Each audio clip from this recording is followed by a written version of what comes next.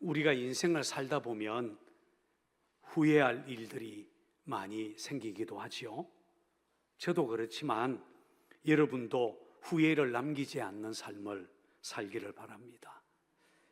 아일랜드가 낳은 세계적인 극작가 버나드 쇼는 95세의 임종을 앞에 두고 자기 묘비명을 직접 썼다고 합니다.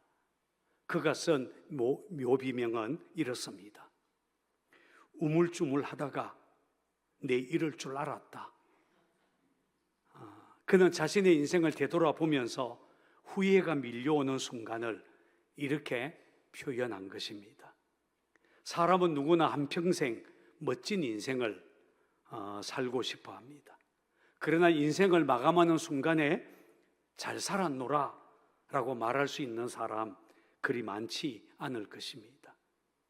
후회하지 않는 인생을 사는 비결 무엇이겠습니까? 사실 그 비결은 간단합니다. 하나님의 말씀에 귀를 기울이고 그 말씀에 순종하며 사는 것입니다. 우리가 어떻게 살아야 행복할지 잘 아는 분은 우리 인생을 지으신 하나님 한 분밖에 없습니다. 문제는 이것을 우리가 너무 늦게 깨닫는다는 것입니다. 전도자 무디는 이런 말을 했습니다. 그대 자신을 믿어보라. 아마 실망할 때가 올 것이다. 친구를 믿어보라. 어느 날 그들은 죽거나 그렇지 않으면 그대와 헤어질 것이다. 그대의 명성을 믿어보라. 어느 순간 시기하는 사람에 의해 순식간에 그것이 뒤집어질 것이다. 그러나 예수 그리스도를 믿어보라. 그대는 현세와 내세에 후회함이 없을 것이다. 오늘 우리는 시편 81편을 읽었습니다. 이 시편의 표제 제목은 아삽의 시 인도자를 따라 깃딧에 맞춘 노래라고 되어 있습니다. 깃딧이라는 단어의 정확한 의미는 알려지지 않고 있습니다. 아마 어떤 연주 형식이거나 노래의 리듬을 말할 것입니다. 그런데 어떤 학자는 깃딧이 포도주철을 의미하고 이 시편이 초막절에 부르던 포도주 틀의 노래일 것이다 라고 주장을 합니다. 전체적으로 이 시편은 기쁨으로 가득 차 있지만 6절부터는 설교의 형태를 띠고 있습니다. 이 시편에서 우리의 눈길을 끄는 구절이 한 구절이 있는데 바로 13절 말씀입니다. 자, 13절 이 구절을 찾아서 같이 읽어보겠습니다. 시작. 내 백성아 내 말을 들으라. 이스라엘아 내 도를 따르라. 이 구절을 히브리어 원어로 읽으면 루암미 쇼메아 리 이스라엘 비데라키 에할레쿠 이렇게 읽을 수가 있습니다. 첫머리에 나오는 루라는 히브리어 단어는 영어 if와 같은 의미로 이 문장이 가정법이라는 것을 알려주고 있습니다. 그래서 우리말 성경이 아닌 다른 번역을 읽어보면 이 루라고 하는 단어의 의미를 살려서 무엇 한다면으로 대부분 번역을 하고 있습니다. 표준 세번역은 이 구절을 나의 백성 이스라엘이 내 말을 듣기만 했어도, 내가 가라는 길로 가기만 했어도 라고 번역을 합니다. 무슨 말입니까? 하나님께서 너무나 안타까워하면서 이스라엘을 향해서 내 백성 이스라엘이 내 말을 듣기만 했어도, 내가 가라는 길로 가기만 했어도 이렇게 아쉬워서 안타깝게 말씀하셨다는 것입니다. 진한 아쉬움을 담고 있는 구절입니다. 이스라엘이 후회할 만한 일을 했다는 거예요. 그래서 저도 오늘 설교 주제를 내 말을 듣기만 했어도 이렇게 정했습니다. 따라서 해볼까요? 내 말을 듣기만 했어도. 여러분, 이스라엘이 누구입니까? 하나님의 백성입니다. 오늘 6절 7절에 보면 하나님은 애굽에서 온갖 노역으로 고통당하던 이스라엘의 부르짖음을 들으시고 그 노역에서 그들을 해방시켜 주셨습니다. 우레소리로 그들에게 자신을 드러내셨고 머리바 물가에서 그들을 시험하셨으며 그들 가운데 함께 하셨고 그들의 피로를 채워주셨다라고 말합니다. 그러므로 이스라엘은 그 하나님을 당연히 노래하며 찬양해야 됩니다. 자, 1절 말씀 같이 읽어볼까요? 시작. 우리의 능력 되시는 하나님을 향하여 기쁘게 노래하며 야곱의 하나님을 향하여 즐거이 소리칠지어다. 여기 보면 시인은 하나님 곧 야곱의 하나님을 향하여 기쁘게 노래하라, 즐거이 소리치라 라고 말합니다. 2절 3절에서는 시를 읊으며 사용할 수 있는 모든 악기를 사용해서 소고도 치고 수금과 비파로 찬양하고 초하루와 보름과 명절에는 나팔을 불어라 라고 했습니다. 그리고 이렇게 하는 것이 바로 이스라엘의 율례다, 하나님의 규례다 라고 선언합니다. 여러분, 이것은 예배에 대한 명령입니다. 여러분, 왜 이스라엘이 명절을 정해서 기쁨으로 하나님께 예배해야 하겠습니까? 그 이유는 분명합니다. 예배, 하나님을 찬양하는 것이야말로 그들이 하나님의 백성이라는 정체성을 분명히 드러내는 것이기 때문입니다. 하나님을 자기 하나님으로 삼은 자들, 곧 하나님의 백성들이란 바로 예배하는 자들입니다. 예배하는 것은 오직 그분의 백성들만이 할 수 있는 특권이라고 할 수 있습니다. 오늘 우리도 마찬가지입니다. 여러분, 우리가 하나님 모르는 세상 사람들과 다른 것이 바로 이것입니다. 그 나라 백성된 우리는 예배하는 자들입니다. 여기서 우리는 하나님의 뜻이 단순히 이스라엘을 애굽에서 구원해 내는 것만이 아니라 하나님은 영원히 이스라엘의 왕이 되어서 그들을 이 땅에서 하나님의 복을 누리며 살도록 해주고 싶다라는 것임을 알 수가 있습니다. 그래서 하나님은 이스라엘을 애굽에서 구원하시고 난 다음에 그들에게 율법을 주셨고 성막을 주셨습니다. 말씀을 주셨고 예배하도록 했다는 것입니다. 그러므로 우리가 하나님의 백성으로 후회하지 않는 인생을 살려면 우리는 예배를 잘 해야 하고 주의 말씀을 듣고 순종을 잘 해야 합니다. 자, 8절 9절을 찾아서 읽어볼까요? 시작. 내 백성아 들으라, 내가 네게 정언하리라. 이스라엘이여 내게 듣기를 원하노라. 너희 중에 다른 신을 두지 말며 이방 신에게 절하지 말지어다.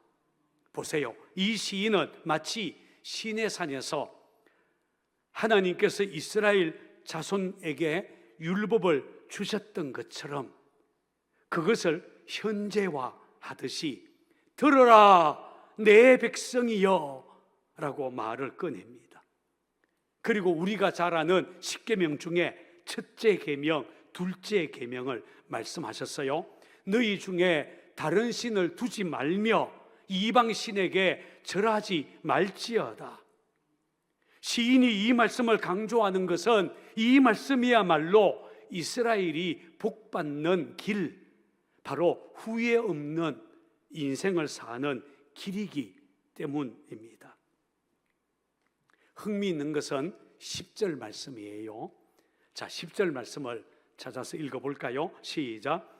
나는 너를 애굽 땅에서 인도하여 낸 여호와 내 하나님이니 네 입을 크게 열라 내가 채우리라 하였으나. 여기에 보면 하나님은 내 입을 크게 열라라고 하셨습니다. 자, 같이 한번 해보겠습니다.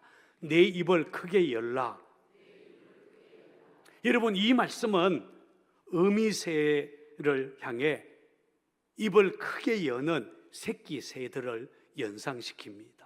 혹시 여러분은 새 둥지 안에 있는 새끼들이 어미새를 향해 입을 크게 여는 것 본 적이 있습니까? 저는 어렸을 때에 시골집 처마에 제비가 둥지를 틀고 새끼를 키우는 것 여러 차례 봤습니다. 어미제비가 먹을 것을 물고 오면 둥지에 있던 새끼들은 일제히 입을 크게 있는 대로 다 열어서 어미새를 바라봅니다. 그러면 어미제비는 입을 가장 크게 연 새끼에게 먹이를 넣어주죠. 그런데 문제가 있습니다. 먹이를 물어온 어미새가 조금 전에는 누구에게 먹였으니까 이번에는 다른 새끼에게 먹여야지 라고 하는 기억력이 없다는 거예요. 새머리는 어리석어요. 순서에 따라 먹이는 게 아니라는 거예요. 그러면 머리 나쁜 어미새, 기억력이 없는 이 어미새는 어떻게 하겠습니까? 입을 가장 크게 벌린 새끼에게 먹이를 넣어준다고 합니다. 그래서 새끼들이요, 입을 크게 벌리지 않으면 간혹 굶어 죽는 새끼가 생긴다고 해요. 혹시 처음 듣는 말이에요? 잘 알려져 있는 얘기입니다. 여러분, 우리가 하나님의 은혜를 받는 원리도 똑같습니다. 은혜 받도록 입을 여는 일 우리가 해야 합니다. 입을 열지도 않았는데 하나님이 우리에게 은혜를 채워줄 수 없다는 말입니다. 그러면 내 입을 크게 열어라 이렇게 말씀하신 분이 누구십니까? 하나님이십니다. 여기에 보면 나는 너를 애굽 땅에서 인도하여 낸 여호와 내 하나님이다 라고 했습니다. 왜 애굽 땅에서 인도해 내신 하나님이다 라는 사실을 강조했을까요? 당시 세계 최강의 나라였던 애굽 땅에 10가지 재앙을 내리셨고 또 홍해를 갈라 이스라엘을 구원해 내신 하나님이시라는 겁니다. 그 정도로 능력 있는 하나님, 전능하신 하나님, 무엇인들 못하겠냐라고 하는 뜻입니다. 그러면 그 하나님께서 왜 입을 열라고 했을까요? 입을 열 때 무엇을 채워주시겠다고 했습니까? 바로 하나님의 말씀입니다. 둥지의 새끼들은 먹을 것을 위해 입을 크게 열지만 하나님의 백성은 하나님의 말씀을 받기 위해 입을 크게 열어야 한다는 것입니다. 하나님의 백성에게 가장 필요한 것은 다른 것이 아니라 바로 하나님의 말씀이기 때문입니다. 그래서 모세는 하나님께서 이스라엘을 광야로 인도하시고 그들에게 만나 먹이시고 반석에서 물을 내어 마시게 하신 이유가 바로 사람이 떡으로만 사는 것이 아니요 여호와의 입에서 나오는 모든 말씀으로 사는 줄을 내가 알게 하려 함이니라 라고 했습니다. 무슨 말입니까? 하나님이 광야를 지내는 동안에 온갖 먹을 것으로 이스라엘을 먹이셨어요. 만나도 내려주셨고 물도 내려주셨어요. 육신을 위해서 그런 것들이 필요했어요. 그런데 하나님은 그런 것을 먹이면서 너희들에게 필요한 또 다른 것, 꼭 필요한 것이 하나 있는데 그게 바로 하나님의 말씀이다. 그것을 가르쳐 주기 위해서 그렇게 하셨다는 것입니다. 여러분, 하나님의 백성들은 하나님의 말씀으로 사는 존재들입니다. 만약 이스라엘이 하나님의 말씀을 잘 듣기만 한다면, 다시 말해서 그들이 하나님의 말씀을 듣고 순종만 한다면 홍해도 가르신 전능하신 하나님께서 얼마든지 그들의 필요 다 넉넉하게 채워주실 수 있다라고 하신 것입니다. 그러나 안타깝게도 이스라엘은 하나님 말씀을 들으려고 하지 않았습니다. 그래서 어떻게 하셨을까요? 자, 11절 12절 같이 읽어보겠습니다. 시작. 내 백성이 내 소리를 듣지 아니하며 이스라엘이 나를 원하지 아니하였도다. 그러므로 내가 그의 마음을 완악한 대로 버려두어 그의 임의대로 행하게 하였도다. 보세요, 이스라엘이 하나님을 원하지 않았대요. 그들 자신의 욕망을 위해 하나님은 버리고 다른 신, 우상을 섬겼대요. 그래서 하나님은 그들이 하는 대로 그저 지켜볼 수밖에 없었다라고 말합니다. 그들 고집대로 하도록, 그들이 원하는 대로 임의대로 하도록 그냥 버려두셨다는 겁니다. 하나님이 버려두면 어떻게 될까요? 결국 그들 망하고 말았습니다. 그러나 만약 이스라엘이 하나님의 말씀을 귀담아 듣고 순종했다면 얼마나 좋았겠습니까?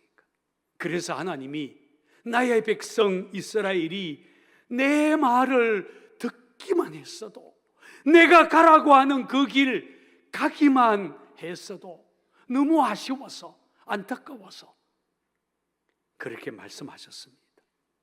한 번은 어느 권사님이 저에게 목사님은 교인들을 가만두지를 않잖아요.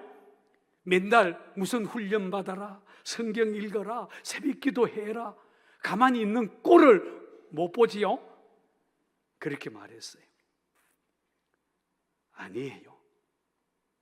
저는 제가 좀 더 분명하게 말해야 되는데, 좀 더 강하게 성도들을 이끌어야 되는데 내가 그렇지 못하는구나, 오히려 자책할 때가 훨씬 더 많습니다. 제가 볼 때 하나님 분명히 살아계시는데, 우리 안에 오셔서 거하시는데 눈에 보이지 않는다고 하나님 안 계시는 것처럼 생각하고 하나님이 아무것도 하실 수 없는 분인 것처럼 여기는 것 같아서 제 마음이 답답하고 제 마음이 간절할 때가 너무 많다는 거예요. 그래서 이 사람 보고 사역자 가정에 들어와요, 이 사람 보고 전도하는 제자학교 들어와요, 막 그러잖아요. 못 들어봤어요? 아마 하나님도 그랬다는 거예요. 그랬을 것입니다. 그래서 오늘 7절에 보면 머리바 물가에서 내가 너를 시험하기도 하였다라고 말을 꺼냅니다. 하나님이 이스라엘을 시험해 봤대요. 출애굽기 17장에 보면 이스라엘 자손이 광야를 지나다가 르비딤에 이르게 되었을 때 마실 물이 없었어요. 그러자 그들은 모세에게 달려와서 불평을 쏟아냈습니다. 분위기가 아주 험악하게 되었어요. 우리에게 물을 달라. 당신이 어찌해서 우리를 애굽에서 인도에 내어서 우리와 우리 자녀와 우리 가축이 목말라 죽게 하느냐? 그러자 이 말을 들은 모세가 안타까워서 이렇게 말합니다. 너희가 어찌해서 나와 다투냐? 너희가 어찌해서 여호와를 시험하느냐? 이스라엘이 그런 말을 꺼낸 거 하나님 믿지 않았기 때문이라는 거예요. 하나님이 눈에 보인다면 그런 말을 할 수 있었겠습니까? 홍해도 가르시고 만나와 메추라기로 그들을 먹이신 하나님께서 목마른 것 하나 해결해 주지 못하겠냐? 하나님 시험하지 말라, 그렇게 말한 것입니다. 실제로 하나님은 모세에게 모세야, 네 지팡이 잡고 가서 호렙산에 있는 그 반석을 치라 라고 했어요. 그렇게 하자 반석에서 물이 터져 나왔고 그들의 목마름 단번에 해결해 주셨어요. 우리 하나님이 그런 분입니다.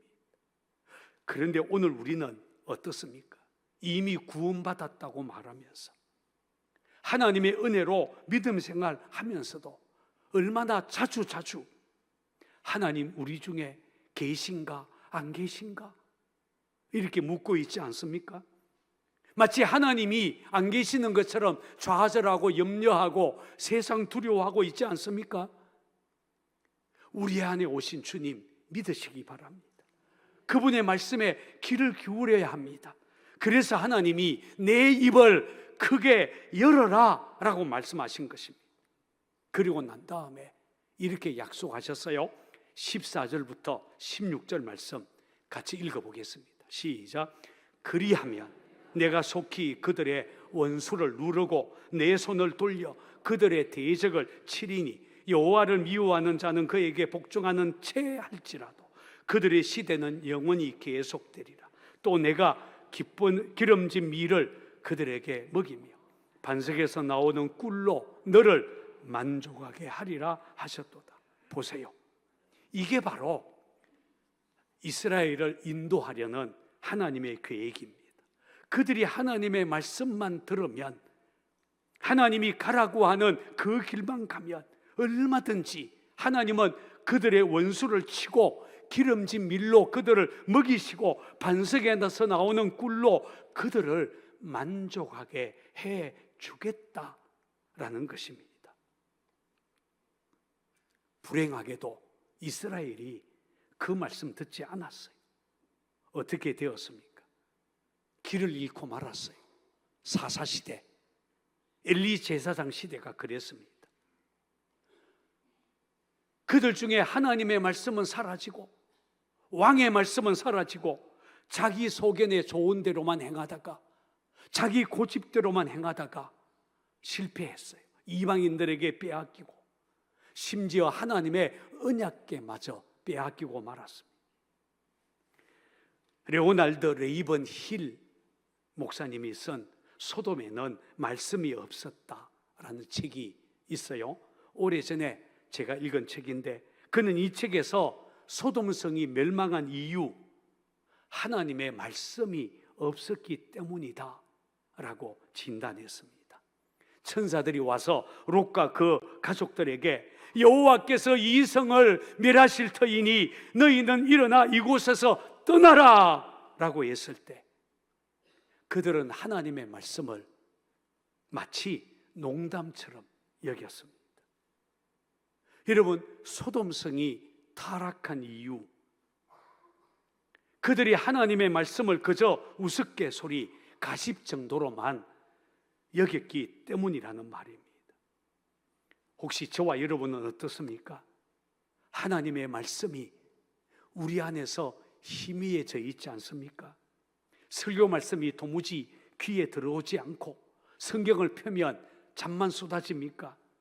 영적으로 심각한 상태임을 알아야 할 것입니다. 세계적인 복음 전도자 존 해가이 목사님이 들려준 이야기입니다. 큰 농장을 경영하는 훌륭한 믿음을 가진 어느 성도가 있었답니다. 아들이 대학에 입학하게 되었을 때 기념으로 새 자동차 하나 사달라라고 부탁을 했어요. 아버지는 알겠다라고 약속을 했습니다. 드디어 아들이 학교 기숙사에 들어가는 날, 아버지는 새 자동차 대신에 성경책을 건네면서 이렇게 말을 했다고 합니다. 얘야, 기숙사에 들어가면 항상 성경을 읽도록 하거라. 그 중에서 꼭 빌립보서 4장 19절 말씀을 찾아서 읽어야 한다. 그러나 아들은 아버지가 자동차 대신에 자동차는 안 사주고 성경책만 주니까 화가 났어요. 아버지가 주신 성경책 펼쳐보기는커녕 구석에 처박아 버렸습니다. 대신 아버지에게 차를 언제 사줄 거예요? 언제 사줄 거예요? 계속 묻기만 했습니다. 그럴 때마다 아버지의 대답은 한결같았습니다. 내가 준 성경책 잘 읽고 있는지, 그리고 빌립보서 4장 19절 말씀 읽어보았는지 이야기만 할 뿐입니다. 그렇게 4년이 흘렀고 대학을 졸업하게 되었어요. 참다 못한 아들이 아버지에게 불평을 터뜨립니다. 아버지, 너무하십니다. 자동차 사달라고 한 지 벌써 몇 년이 지났고 몇 번이나 말씀드렸는데 왜 아직까지 안 들어주세요? 그러자 아버지는, 아들아, 내가 사준 성경책 가져와 보거라. 그리고 빌립보서 4장 19절 펼쳐서 읽어보거라. 그러자 아들은 먼지로 뒤덮인 성경책을 가지고 와서 빌립보서 4장 19절 말씀이 기록된 성경 페이지를 열었습니다. 그러자 거기엔 4년 전 날짜가 찍혀있는 자동차 한 대 값에 해당하는 수표가 들어있었답니다. 아버지는 아들이 자동차를 구했을 때 이미 죽었습니다. 단지 아들은 아버지 말씀 믿지 않은 거예요. 순종하지 않았을 뿐입니다. 그러니까 발견하지 못했어요. 아버지의 말씀대로 성경책 한 번이라도 펼쳐봤다면, 빌립보서 4장 19절 말씀 펼쳐봤다면 4년 동안 불평불만으로 세월을 허송하지 않았을 것입니다. 빌립보서 4장 19절 말씀이 어떤 말씀인지 아세요? 이런 말씀입니다. 나의 하나님이 그리스도 예수 안에서 영광 가운데 그 풍성한 대로 너희 모든 쓸 것을 채우시리라. 할렐루야. 누가 불행합니까? 예수 믿고 구원받았다고 하면서 하나님 말씀 듣지 않는 사람, 듣고도 행하지 않는 사람입니다. 나의 하나님이 너희 모든 쓸 것 채우시리라 라고 약속해 주셨는데, 이 말씀을 안 믿으니까 맨날 나는 아무것도 없다 라고만 불평하고 불만으로 시간을 허송하고 있다는 것입니다. 그래서 이 시편 마지막 절 16절은 이렇게 말합니다. 내가 너를 만족하게 하리라. 자, 같이 따라서 해볼까요? 내가 너를 만족하게 하리라. 여러분, 우리 인생을 만족하게 해 주실 분 우리 하나님 뿐이고, 하나님의 백성인 우리를 하나님은 능히 만족하게 해 주겠다라고 약속해 주고 있습니다. 그러니 여러분, 우리가 하나님을 향해 입을 크게 열어야 할 것입니다. 우리가 온 마음을 다해 전심으로 구할 것은 오직 하나님 그분밖에 없습니다. 이미 고인이 되신 여의도 순복음교회에서 목회하셨던 조영기 목사님이 설교에서 이런 간증을 한 적이 있어요. 어렸을 때 운동의 경기 중에서 지금도 잊혀지지 않는 것이 하나 있습니다. 저는 초등학교 때 굉장히 달리기를 잘했습니다. 100m 경기는 1학년 때부터 6학년 졸업할 때까지 늘 1등을 맡아 놓았습니다.